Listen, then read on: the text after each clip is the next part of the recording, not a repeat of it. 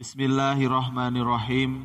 Assalamualaikum warahmatullahi wabarakatuh.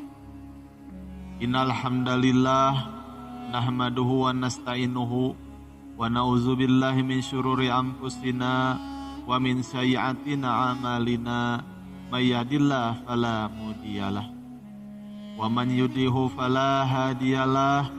Asyhadu an la ilaha illallah wa asyhadu anna Muhammadan abduhu wa rasuluh. Para sahabat pecinta amal soleh yang dimuliakan Allah Subhanahu wa ta'ala, alhamdulillah kita masih bisa dipertemukan lagi di channel kesayangan kita ini. Semoga dengan menonton video ini, keimanan kita kepada Allah Subhanahu wa ta'ala semakin meningkat. Para sahabat rahasia qalbu rahimakumullah, setan dan iblis tidak akan pernah ridho kepada manusia selama belum kiamat. Mereka akan terus mengganggu manusia sampai darah penghabisan. Dan mereka akan mengerahkan pasukannya pada saat manusia mengalami syakaratul maut. Dari Sayyidina Abu Sa'id dan Sayyidina Abu Hurairah radhiyallahu anhu, Rasulullah sallallahu alaihi wasallam bersabda, ajarilah orang-orang yang hendak meninggal dunia di antara kalian dengan ucapan la ilaha illallah. Hadis riwayat Muslim, Nasa'i, Abu Daud, Tirmizi, dan Ibnu Majah. Para ulama sudah banyak yang menjelaskan bahwa ketika syakaratul maut tiba adalah pertaruhan terakhir kita dan juga saat-saat paling genting bagi manusia. Karena di sana para setan akan mengerahkan segala kekuatan mereka untuk menarik kita mengikuti keinginan mereka. Bisa disebut juga pada saat itu adalah pertarungan terakhir kita dengan setan. Kalau kita kalah, maka nerakalah bagian kita. Kalau kita menang, insya Allah surga menjadi bagian kita. Lalu apa sajakah gangguan yang akan para setan lakukan ketika seseorang dalam keadaan sakaratul maut? Yang pertama, datang dalam rupa ayah dan ibu. Setan akan mendatangi orang yang sedang sakaratul maut dengan menampakkan wajah ibu dan bapak kita, yang ketika itu mereka datang dengan membawa makanan dan minuman. Kenapa setan menggoda kita dengan makanan dan minuman? Karena pada saat sakaratul maut kita akan dihadapkan di mana dahaga dan rasa lapar akan menyerang kita, dan tiada seorang pun yang bisa menolong kita. Ketika setan yang menyerupai ibu dan bapak kita datang dengan membawa makanan dan minuman, otomatis manusia yang kurang iman akan mengambil makanan dan minuman tersebut. Setan akan mengecohkannya dengan mengatakan, Islam itu bohong, surga neraka itu tidak ada, bahkan sampai mengatakan Tuhan itu tidak ada. Dan setan itu akan mengatakan perkataan menyesatkan yang semacam itu di saat-saat terakhir orang yang sedang sakaratul maut. Yang kedua, datang dalam rupa ulama. Setan dan iblis akan datang menyerupai rupa para ulama dengan membawa kitab dan juga mengucapkan dalil-dalil yang menarik sambil berkata, wahai muridku, ternyata kamu datang dan sakit di sini. Karena itu, aku akan membawakan kamu dokter dan obat-obatan. Lalu jika orang yang sedang sakaratul maut itu adalah orang yang lemah imannya, maka tanpa berpikir panjang langsung meminum obat tersebut. Seketika itu juga sakitnya hilang.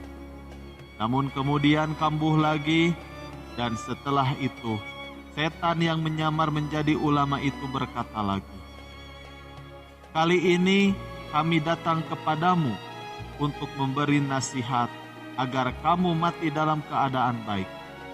Tahukah kamu bagaimana hakikat Allah Subhanahu wa Ta'ala itu? Jika orang yang sakaratul maut itu lemah imannya, maka ia akan berkata, 'Aku tidak tahu.' Lalu setan yang menyerupai ulama itu berkata lagi, 'Ternyata itu hanya tipuan iblis. Ketahuilah, aku ini adalah seorang ulama yang sangat hebat.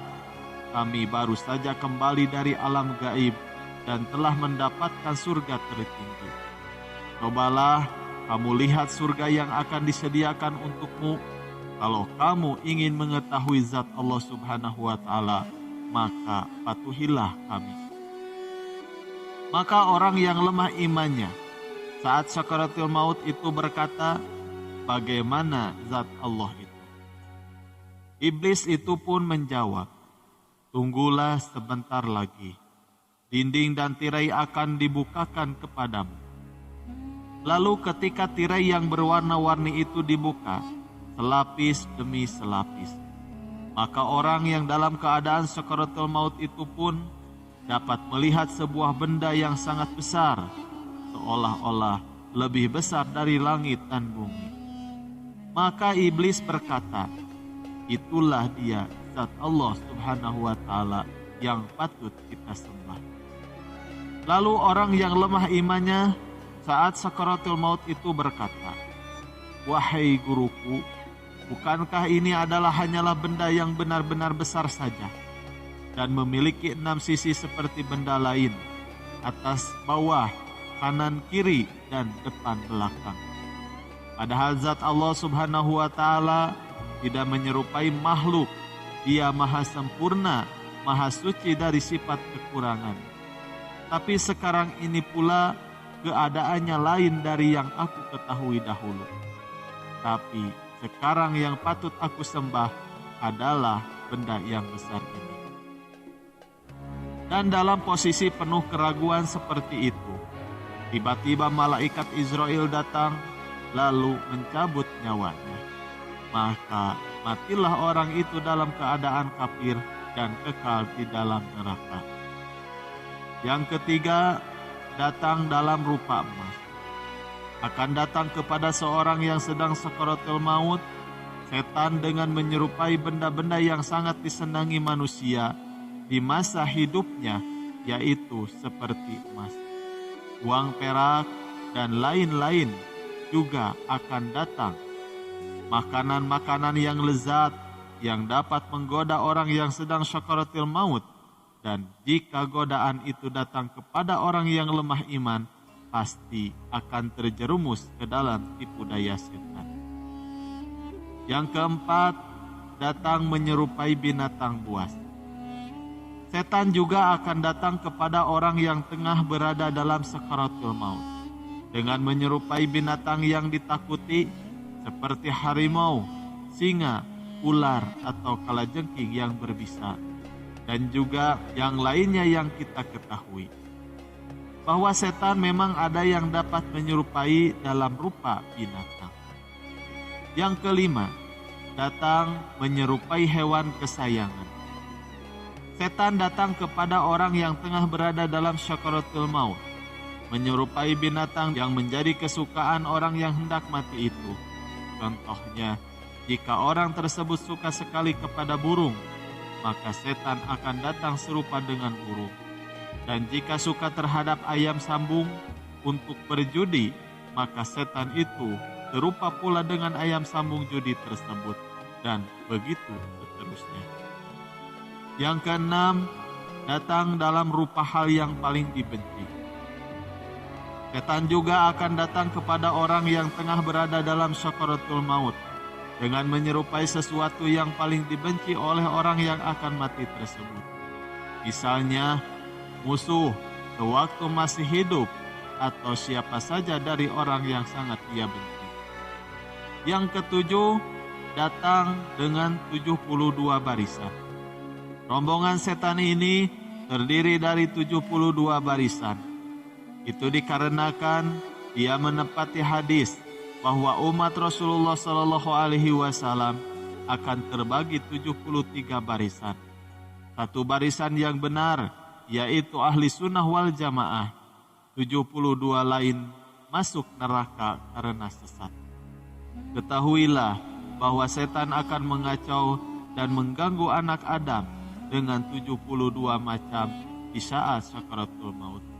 Maka dari itu, kita harus meningkatkan amal kebaikan dan memperbanyak istighfar kepada Allah Subhanahu wa Ta'ala. 7 gangguan yang kami sampaikan di atas mungkin hanyalah sekedar gambaran kepada kita yang akan mengalami syakaratul maut. Agar kita lebih bisa mempersiapkan diri menjelang kematian, bahwa pada saatnya nanti setan akan mengerahkan pasukannya dalam berbagai cara untuk menjerumuskan kita ke neraka.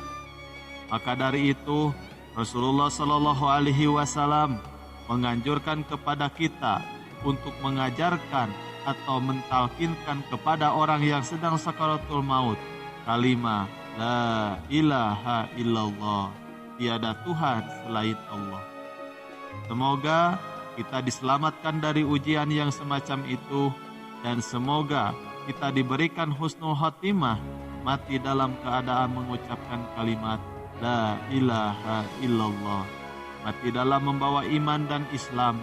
Amin ya Allah ya Rabbal Alamin. Sekian yang bisa kami sampaikan, semoga bermanfaat. Wabillahi taufiq wal hidayah. Wassalamualaikum warahmatullahi wabarakatuh.